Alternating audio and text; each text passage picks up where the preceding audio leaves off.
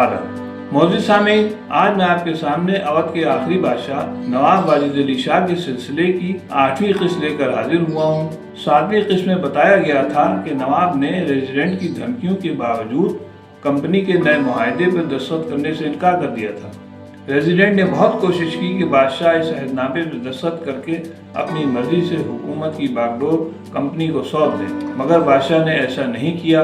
अब आगे क्या हुआ, मुलाहिजा फरमाइए। 6 फरवरी 1856 की शाम आर्टन ने अली नकी खान को बुलवा भेजा और उन पर दबाव बनाया कि वो किसी भी तरह बादशाह के दस्तखत हासिल करें, जबकि अली नकी खान बादशाह की मर्जी के खिलाफ पहले ही इस अहदनामे पर बादशाह की मोहर लगा चुके थे, मगर वो भी बादशाह से दस्तखत लेने में नाकाम रहे। आर्टन ने बादशाह को 7 फरवरी 9 बजे दिन तक की मोहलत दी। 7 फरवरी को 8 बजे दिन को बादशाह ने खत लिखकर आर्टन को भेजा, जिसमें कहा गया था कि वो किसी भी कीमत पर इस अहदनामे पर दस्तखत नहीं करेंगे, कंपनी का जो जी चाहे वो करे। बादशाह का इनकारनामा मिलते ही आर्टन ने हुक्म दिया कि शहर पर कब्जा कर लिया जाए। सबसे पहले उसने अदालत पर कब्जा किया और शहर को गोरी पलटन के हवाले कर दिया। 12 बजे दिन तक तमाम सरकारी महकमों पर अंग्रेजों का कब्जा हो गया और शहर में ऐलान करवा दिया गया कि बादशाह ने अपनी मर्जी से हुकूमत का निज़ाम कंपनी के हवाले कर दिया है। इसके साथ ही अवध में नवाबी दौर का इख्तिताम हो गया और जनरल आर्टन को अवध का चीफ कमिश्नर बनाया गया और अवध में 2 साल के लिए फौजी हुकूमत कायम कर दी गई। अवध पर अंग्रेजों के जबरन कब्जे के बाद नवाब वाजिद अली शाह ने फैसला किया कि वो कलकत्ता जाकर गवर्नर जनरल से मिलकर अपने साथ की गई नाइंसाफियों का मुकदमा पेश करेंगे। अगर वो इसमें नाकाम हुए तो इंग्लैंड जाकर क्वीन विक्टोरिया के दरबार में अपनी बात रखेंगे। चुनांचे 13 मार्च 1856 में नवाब वाजिद अली शाह अपने अहले खानदान के हमरा कलकत्ता के लिए रवाना हुए और 14 मार्च को कानपुर पहुंचे और अपने अंग्रेज दोस्त ब्रेडन के यहाँ ठहरे। कानपुर में 1 माह रुकने के बाद कलकत्ता के लिए रवाना हुए। नवाब के सफर में एक अंग्रेज फौजी अफसर मेजर ब्रेड भी कंपनी की नौकरी छोड़कर नवाब के साथ हो लिया। नवाब वाजिद अली शाह का यह काफिला इलाहाबाद गोपीगंज होता हुआ बनारस पहुंचा। बनारस के राजा ने अवध की तबाही के गम में अपने शहर में इस साल होली और दिवाली धूमधाम से न मनाने का फैसला किया और उनकी रियाया ने भी ऐसा ही किया। नवाब का काफिला बनारस से रवाना होकर 13 मार्च 1856 को कलकत्ता पहुंचा, जहां से 6 मील दूर जनूब में वाक़ मटिया बुर्ज नामी इलाके में राजा वर्धमान की कोठी 2000 रुपए माहवार किराए पर लेकर उसमें रिहाइश इख्तियार की। बादशाह के साथ आए हुए अफराद भी मटिया बुर्ज में क़याम पजीर हो गए। इसके बाद लखनऊ से इतने काफिले कलकत्ता पहुंचे कि मटिया बुर्ज की आबादी 40,000 तक पहुंच गई। इस तरह कलकत्ता में दूसरा लखनऊ आबाद हो गया, जिसकी वजह से नवाब वाजिद अली शाह को कुछ सुकून मिला, मगर अपनी हुकूमत की बहाली के लिए उन्होंने कोशिश जारी रखी। इस सिलसिले में उन्होंने गवर्नर जनरल से बात की। गवर्नर जनरल से अब बात न बनी तो बादशाह ने इंग्लैंड जाने का फैसला किया, मगर वो बीमार पड़ गए। उन्होंने मसीहुद्दीन खान को अपना सफीर और मेजर ब्रेड को उनका नायब मुकर्रर करके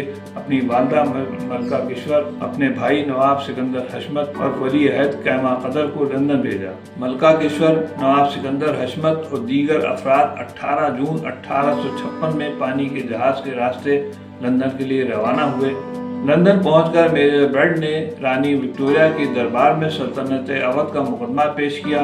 नवाब वाजिद अली शाह की लिखी हुई किताब जवाब अवध ब्लू बुक का अंग्रेजी तर्जुमे की कापियाँ अराकीन सल्तनत को तकसीम की, जिसको पढ़ने के बाद ब्रिटिश पार्लियामेंट के बहुत से मेंबरान ने अवध पर कंपनी के कब्जे पर नाराजगी का इजहार किया। रानी विक्टोरिया के दरबार में मौजूद मोअज़्ज़िज़ीन ने मेजर ब्रेड के बयान से बहुत मुताज्जिब हुए, जिसमें मेजर ब्रेड ने सल्तनत अवध पर होने वाले कंपनी के मज़ालिम का बहुत तफसील से बयान किया था। हिंदुस्तान के दूसरे इलाकों में की गई कंपनी की नाइंसाफियों की जानकारी दरबारियों और रानी विक्टोरिया को नहीं थी, वरना वो लोग मेजर ब्रेड के बयान पर मुताज्जिब न होते। मलका किश्वर ने मलका इंग्लैंड और मेजर ब्रेड ने मेंबर ऑफ पार्लियामेंट से मिलकर अवध का जो मुकदमा पेश किया था, उससे मुतासिर होकर लंदन की आवाम और खवास में शाहाने अवध से हमदर्दी पैदा हो गई थी, जिसकी वजह से मलका किश्वर को सल्तनत की वापसी की उम्मीद होने लगी थी। लेकिन अभी बात बनती नजर आ ही रही थी कि मेरठ में बगावत हो गई, जिसकी चिंगारी लखनऊ पहुंची और लखनऊ में भी इनकलाब बर्पा हो गया। انگریزوں پر مظالم اور انگریزوں کے قتل عام کی خبریں لندن پہنچی تو بنا بنایا کھیل بگڑ گیا۔ اہل برطانیہ کی ہمدردیاں نفرت میں بدل گئیں۔ مجبور ہو کر ملکہ کشور نے واپسی کا سفر اختیار کیا اور 21 فروری 1858 پیرس پہنچی۔ پیرس میں بیگم صاحبہ بیمار پڑ گئیں اور بیماری کی حالت میں ان کا انتقال ہو گیا۔ پیرس کی حکومت نے بیگم کی وفات کی خبر ٹیلی گرام سے لندن بھجوائی، مگر وہاں سے کوئی جواب نہیں آیا۔